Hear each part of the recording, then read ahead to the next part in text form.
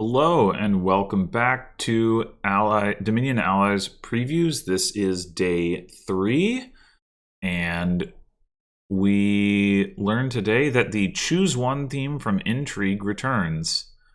Alvec says, okay, it's been on the table for every expansion, but now there's a bunch of it at once, including cards that can cantrip or do another thing, and cards that do something and then give you a choice of a twist on that something. Let's start with a split pile, the Townsfolk. So, we have Town Crier, Blacksmith, Miller, and Elder. Town Crier, choose one, +2 coins, or gain a silver, or +1 card and +1 action. You may rotate the townsfolk, and this is a 2-cost action. So this is somewhere in between Pawn and Squire in its role. Not that it's exactly the same as either one, but it has some similarities to both. The silver gaining, the option to cantrip, the fact that it's a 2-cost. A 2-cost terminal silver is not very good. We can see that from Duchess. Like, Duchess is not normally a card that you want to gain. Even often you don't want to gain it when it's free, essentially, because you're getting a duchy anyway. Like, you still frequently don't take a Duchess. So that's not great. 2-cost for a completely empty cantrip is fine. Like, that's basically what Pearl Diver is. You're not excited about getting Pearl Diver, or sometimes what Page is, like, later in the game. You're not excited about getting either of those, but sometimes it's relevant. I mean, obviously, like, adventures tokens are a big thing, or if you can put plus action or plus card on them, but I don't know if it would even be as good in this case, because there's only 4 of them, and so depending on what the rest of the split pile looks like, that may or may not be any good. But it's fine. So compared to Duchess, like, the fact that you can play this as just a vanilla cantrip should, I would think, make it better than Duchess. Better enough that it's worth getting. Well, if you're not opening with any other terminal in the opener and in your open, and you want to rotate this pile, then maybe. Because if you don't collide, you can just play it as a silver, and it's like you got a silver, and that's a fine card to open with. And then gaining silver, that terminal do nothing but gain a silver is a pretty limited workshop variant, obviously, but still has its uses. I mean, compared to Squire, like, Squire will give you a coin while it's doing that. Trying to think of other cards that like do nothing but gain you a silver. Like, the closest would be maybe like Druid, if it has the Mountains Gift. Still gives you a buy, and you don't have to take silver, but you don't have to take silver here either. So, but yeah, silver gaining mode would definitely see some play. I don't know how often you would get it, like, strictly for the silver gaining mode, outside of, like, some kind of silver synergy deck thing with, like, Conquest or Theodem or whatever. But anyway, then we move on to Blacksmith. Choose one, draw until you have 6 cards in your hand, or +2 cards, or +1 card and +1 action. Interesting. So you can use it as a draw to X card, or a moat, or again an empty cantrip. The draw to 6 cards is Watchtower level draw to X, which can be good. It's best when it's highly flexible, a la Way of the Owl, and this is not that flexible because it has to be specifically a Blacksmith, but it does have the advantage that, like, if you have already used one and drawn up to 6 cards, and you don't really have anything else that you can empty out of your hand, you can just play it for +2 cards, or as a cantrip to just cycle. So as draw to X cards go, I mean, this card will be better than Watchtower at drawing to X, just because like you can do other stuff with it. I think Watchtower is still the better card, because the ability to top deck and trash with it, the reaction is really valuable. And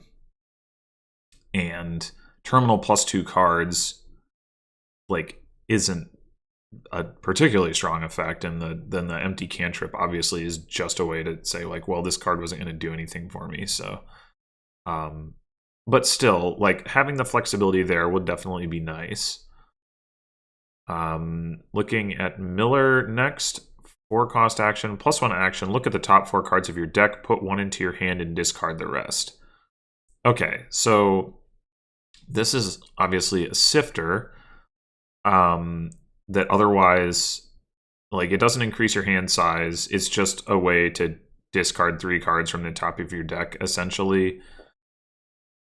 For 4, that seems kind of expensive for what it's doing. I mean, it doesn't decrease your hand size either, which is nice. So comparing to Warehouse, which cycles through 3 cards, but does decrease your hand size, it's a little bit better. But it doesn't have the option to discard cards out of your hand and replace them with cards from the top of your deck, which I think is a pretty important thing to be able to do as a sifter.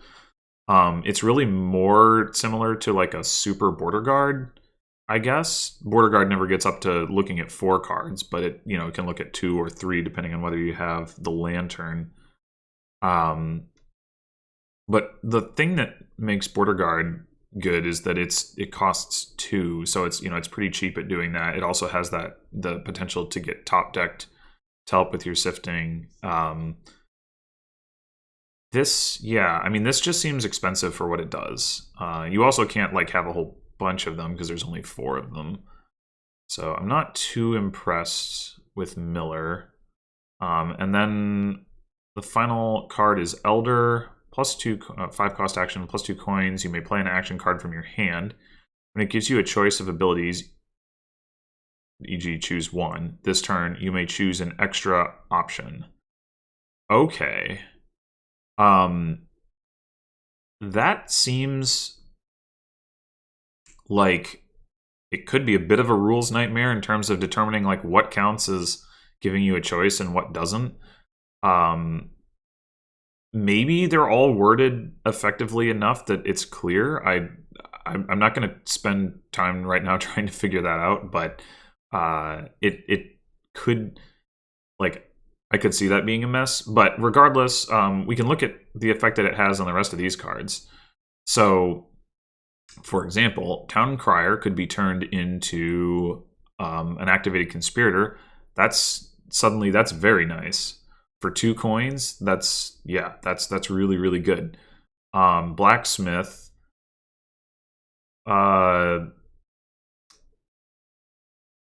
Blacksmith, probably you're never not taking. Well, no, I guess you might. I was gonna say you're probably never not taking +1 card, +1 action, but you might. If you can draw to X and you have actions, you might draw 6 cards and then draw 2 more cards, or draw up to 6 cards and draw 2 more cards, I should say.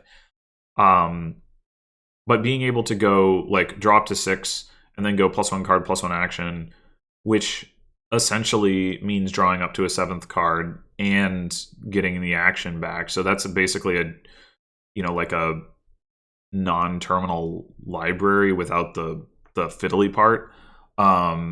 But you can also make it like an activated menagerie plus 1 action and +3 cards. So that, like, those are both really good. Yeah, I mean, if you have the terminal space, drawing up to 8 cards, essentially, there's no draw to X card that does that. But that's what this would essentially do. You draw up to 6 and then you draw 2 more. So those are all really powerful effects. So the Elder Blacksmith combination looks amazing. The problem, of course, is that you've got to have the terminal space to play the Elder before you play the Blacksmith, which means, well, it's not that bad because you can always take +1 card, +1 action from Blacksmith. And Elder does decrease your hand size, which synergizes with the draw to axe. You're still going to have 2 actions before you play the Elder, at least. And maybe ideally you have 3 actions so that you can do the draw to up to 8 option, as opposed to having to take the card action option. Depending on what your hand size looks like. I mean, if you already have a large hand, you just do +2 cards and then +1 card, +1 action. But yeah, I mean, there's definitely some synergy there, and obviously that's the intention behind the card. I do worry that it will be somewhat difficult to set up. But you only need 1 Elder in play to like take advantage of these effects. So if you can get 1 Elder in play like early in your turn, you can be doing stuff like, you play, a bunch of Blacksmiths, to effect, a bunch of Town Criers, and then, not just these cards, right? But like you can be like, okay, my Steward is now +2 cards, +2 coins. Like, that's pretty cool. My Pawn is now a Peddler, +1 card, +1 action, +1 coin. Like, that's pretty cool. And so on and so forth. My Nobles, right? +2 actions, +3 cards. Wow. That's really good. So Elder definitely seems like a card that, like on the right board could have some pretty amazing applications. And then on other boards is going to be, if it's only activating these, the other cards in the split pile, that's still pretty good. It depends on I think it mostly depends on how many Blacksmiths you have. Like the effect on the Town Crier is nice for sure. But you at most get 4 Conspirators out of it, which is definitely something, but it's not like mind-blowingly good. But if you somehow manage to have 4 Blacksmiths and you get the Elder into play before you play any of the Blacksmiths, that's a lot of draw. So, of course, most of the time you're not going to have 4 Blacksmiths, but there's the potential is there. I think even if there's no other choose 1 cards on the board, and I wouldn't be surprised if there usually are other choose 1 cards on the board. It is, as Donald X sort of implied, a pretty frequently used mechanic. You could. Here's an example of where the rules could get weird. Courtier, right? Courtier says, or scrap. Courtier says choose 1 based on the number of types like the card you reveal has. Scraps, choose a number, based on the value of the card that you're trashing. I'm assuming that the Elder will basically increase that by 1. Like, it's as if the card was worth 1 more coin in the case of Scrap, or the card that you revealed has 1 more type in the case of Courtier. But I'm not totally sure. I'd have to look at the wording on the cards. But I would think that would be the case. Anyway, it's definitely an interesting card, the Elder. That's like a really neat effect. I am disappointed that it doesn't do anything with Miller, though, I will say. Like, especially because, to me, like, that the Miller is already kind of underwhelming. And now you've got, if you have an Elder, your Town Criers and your Blacksmiths are, like, very clearly better cards than the Miller. Maybe it's not entirely clear that Town Crier is better, depending on whether you have trashing or not. Like, maybe if you don't, you really want Miller for the sifting, but I don't know. I wish it had something. I almost wonder, like, what if it was worded as, look at the top 4 of your cards of your deck, choose 1, put it into your hand and discard the rest. Like, then could you say, like, choose 1 and then choose 1 again, and you get to draw 2 cards? But it's not worded that way. So, all right. So moving on to the next set of previews. 2 regular kingdom cards, Town and Modify. So these are more choose cards, I take it? Yeah. Town is a 4-cost action. Choose 1, +1 card, and +2 actions, or +1 buy and +2 coins. Okay, so this is Spice Merchant without... Oh, well, not quite. This is similar to Spice Merchant without the copper trashing. It's +1 card and +2 actions instead of +2 cards and +1 action. But, and obviously, you know, on the one hand, not trashing means it's not a trasher, which is bad. But not trashing also means, you know, it isn't having that same effect on hand size, which is good. So, depending on, you know, what you're looking for. But in any case, it's, you know, it's a village, or it's a workshop, or it's both if you have an elder in play.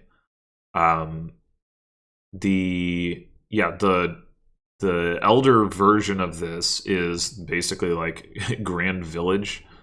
For 4, that's pretty amazing. A 4-cost vanilla village, though, is completely fine. Like, many times when you buy villages that cost 4, you don't really care about their secondary effect. You know, farming village, sifting, like, it can do something, but a lot of times it's not really that relevant. Walled village, like, has the potential to top deck, but a lot of times it's not really relevant. You know, in other cases, you know, Wandering Minstrel, Workers Village, like, obviously those effects are very relevant, and you're rarely unconcerned with them. But the point is that, like, a 4-cost village is completely fine. You know, you would buy it even if it never had any potential to do anything else. The fact that if it has, if you have already, you know, drawn your deck, you have enough actions, whatever, that you can play it as a workshop, is nice flexibility. Workshop is, you know, did I say work? I meant woodcutter. I don't know if I said workshop the first time. I meant woodcutter. Anyway, you know, woodcutter was a removed card, but not necessarily because it was excessively weak. I mean, it was on the weaker side for sure, but I think more just because it wasn't particularly interesting as a card. So, you know, buying this for the purpose of +1 buy and +2 coins, not very exciting. You know, you can compare it to Nomad Camp and to Messenger. In some ways, it's probably preferable. Like, Nomad Camp being top decked is often a detriment, though not always. Messenger distributing cards, you know, it's hard to say for sure, but whether that's a detriment or a benefit. But in the common case where you're not able to, like, get a card for yourself and then deny a card to your opponent because there's one card left in the pile that you choose, but the common case where you both give out the card, and let's say also there's another, you know, instance where, like, they get a potion, or because they want to buy, you know, scrying pools or whatever, and then you give them another potion and you get a potion, and now they have 2 potions, and 2 potions is probably more than they want. I mean, maybe it's not, but usually it is. Or there's other examples like that where you want one of some card, and then you can give them a second one, you get your first one. You know, that's another case where Messenger's effect is nice. But a lot of times, like, what you do is, you know, you messenger some card, and now your opponent has access to that card before you do. So, you know, by comparison, Town not having that effect, even if you're just getting it for the plus buy, like, there's no other plus buy on the board, I need plus buy, I'm just going to buy Town for that. Arguably, that could still be better than Messenger and Nomad Camp. Being better than Messenger and Nomad Camp is not very exciting, but, you know, it's something. And yeah, again, the flexibility is nice. I would say, I mean, to me, even discounting the Elder thing, I would say this looks like a good card. And you are going to have to discount the Elder thing a lot of the time, right? Because a lot of the time, it's not going to show up with Elder. But yeah, to me, it looks like a good card. Not like a great card, but a good card. Villages, you know, are always welcome, and plus buy is always welcome. Then we have modify, trash a card from your hand, choose one, +1 card and +1 action, or gain a card costing up to 2 more than the trash card. Okay, so you can either use it as a cantrip trasher or as a remodel. That's a nice bit of flexibility. It's a 5 cost, and that makes sense because if you compare it to remodel, it's just better. But yeah, being able to turn your estates into something valuable and then being able to just cantrip trash your coppers, that, right off is really nice. I like this card. I think it will be like, this is one of the most straightforward cards that we've seen yet, I would say. Modify is, and Town as well, but Modify in particular, is going to be one of those 5s that you target early, the same way that you would like Upgrade or Junk Dealer or what have you, Sanctuary. It's not going to fill the exact same role as those cards, but it's going to be similar-ish, and it's going to be good. It's going to help you get clean. It's going to help you gain stuff, and I guess the one thing I'm now noticing is that you trash the card before you choose, which means that, compared to other cantrip trashers, you have a little bit less search space. That's not, like, if you're getting this early in the game, that's not usually going to matter too much, but it could definitely matter. Like, if you're trying to trash an estate, it only really compares unfavorably to Upgrade at that point, because like you want to turn the estate into something else presumably, and Upgrade can draw a card before it has to try to find the estate. But most of the others, like if you're talking about like remodel, replace, displace, whatever, that most of the other ones that turn the estate into something useful, scrap, they have to find it initially. They don't get to draw a card first. But when you're talking about trashing copper, obviously, like, cards like Upgrade and Sanctuary and Junk Dealer all get to draw first. Early in the game, you're probably going to have a copper in your hand anyway, so it's probably not going to matter too much. But that is a downside, and you will probably end up noticing that from time to time. But still, I think it's a good card. Yeah, and then if you have Elder, obviously the remodel case gets better, but is Elder you may? Okay, so that's good, because I was gonna say, if you were required to do both of these things, it could actually make the card worse. Like if you were trashing copper, you might not want to gain a 2 cost. I mean, in a lot of cases, it's going to make it better, obviously. If you're trashing an estate, if you're trashing a silver, whatever, it's gonna make the card better. But there are gonna be cases where you don't want to do both of these things, where you just want to cantrip this, and it's good that you will have that option even if you have an Elder in play. In practice, because Elder is on the bottom of the split pile, I would think that you won't actually be playing this too often with Elder in play where you're aiming to trash copper anyway. So you are mostly going to want to take advantage of the effect, because most of the time that you're going to want to be playing this, by that stage of the game, you're going to be taking advantage of the remodel. But I could be wrong about the tempo of like how long it takes to get through the split piles. Okay. Now, for the final set of cards, we've got, or the final preview, we've got 2 more allies. We've got Band of Nomads and Architects Guild. Band of Nomads, when you gain a card costing 3 or more, you may spend a favor for +1 card, or +1 action, or +1 buy. Alright, the way that I'm reading this, you only get to do one of those things. Yeah, it gives you a choice, but though it doesn't work with Elder because it's not a card.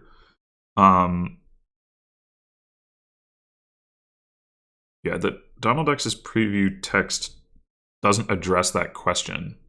But it doesn't say you may spend, a favor each, or, repeat this or anything like that. So I'm assuming, you get one and you have to choose. You want card, action, or buy. Still, it's a pretty neat effect. I mean, I don't know how powerful it is, but I like the idea of, okay, I'm going to turn my gainer into a non-terminal card, or I'm going to make my gainer like replace itself in my hand, so it's not a stop card anymore, or I'm gonna make my gainer, give me plus buy. Like, or even, I mean, this can apply in your buy phase, right? So if you just buy a card, you can spend a favor to get plus buy and buy another, and then you can spend another favor to get plus buy and buy another, and so on and so forth. So it can kind of serve as like a traveling fair that costs favors instead of coins, which is, I mean, I don't know if that's better or not exactly. Obviously, it doesn't have the top decking effect, but in terms of like, is it more efficient to only need one favor versus 2 coins to get the extra buy? Sort of offhand, it feels like, yeah, probably, but I mean, we don't really actually know. But yeah, I mean, I think I would expect. I guess I would expect to invest in this in 2 cases, or invest in a liaison to take advantage of this in 2 cases, I should say. One of those cases is, yeah, gain limited board, like no gains, no buys, whatever. Okay, this is your plus buy, straightforward enough. High or underling essentially becomes market square. The other situation would be like, yeah, if I have workshop, inventor, even like, I don't know, sculptor, like just any number of cards like that are like gaining mid-turn, then being able to just tactically trigger whichever of these effect is the most useful at the time that you play your gainer. A lot of times I think it is going to be +1 action, but it could be any of them. But so like I guess where I'm going with this is on a board that does have a card like Market Square and has no gainers, just buys. I don't know that this is going to be worth investing in. I mean, I guess the advantage of like taking Underling in particular over Market Square on a board that otherwise doesn't have buys is that the Underling buys are flexible, right? You can carry them over from turn to turn, whereas with Market Square you can't. So maybe it would actually be better to take Underling, now that I'm thinking about it, over Market Square in that situation. But if your buys are coming from like Grand Market or something, then obviously you're just going to get Grand Markets. I guess even then, though, being able to draw cards in your buy phase, while it's not necessarily going to be like a high priority, there is some utility to like, oh, I triggered, maybe not the best shuffle because I just wanted to reach as far as I could, but now I spend some favors, I draw some cards, and I, clear the junk off my deck. Or like, you could use this as a counter to Haunted Woods. Top deck a bunch of cards and then draw them back up. So, in fact, this is a way to get night cards into play against Haunted Woods. How about that? You can top deck, against Haunted Woods, and then you can spend favors to draw the cards back up, and you can have the cards that you drew back up include your night cards, and then you can play your night cards. Amazing. So, there's your wombo combo right there. All right, and next up we have Architect's Guild. When you gain a card, you may spend 2 favors to gain a cheaper non-victory card. Okay, well that is Haggler. Yeah, much more flexible than Haggler at the cost of, you expend 2 favors rather than gaining 2 coins. And obviously, though, it doesn't take up a terminal space or a card in your deck. That seems like a nice effect to have for sure. The fact that it's optional means you don't have a lot of the awkwardness that you can have with Haggler, where you're like, oh, I don't want to buy this cheap card because then I have to take a copper or whatever. It does have a significant limitation compared to Haggler in that it reads as you can only do this once, right? So you can't, like Haggler, you can put 4 Hagglers in play and gain 4 cards, and this you can gain 1 card. But still, this definitely seems like something that will be worth investing in a liaison in order to take advantage of. Like, Haggler is a good card, right? And that's because of the gaining effect. And so, I'm going to want to be able to take advantage of Architect's Guild in the vast majority of cases, I expect. So, obviously, Underling, like, I keep talking about Underling just because it's like the easiest one to think of and evaluate in terms of like, do I want an Underling so that I can take advantage of this thing? But like, obviously, there's going to be all these other liaisons and other ways of generating favors, but that's just the one that's like easiest for me to think about. So, would I get an Underling in order to take advantage of Architect's Guild? Absolutely. So, or 2 Underlings, perhaps. So there you have it. That is the end of today's previews, and yeah, some pretty cool cards. I really like Elder from a design standpoint. I think both of these allies are really cool. To me, they're more compelling than some of the ones we saw on day one, and I also think Town and Modify are both really cool. So looking forward to playing with these. And as with the previous days, you can play with these right now on the client Dominion.games. So check them out. And until tomorrow.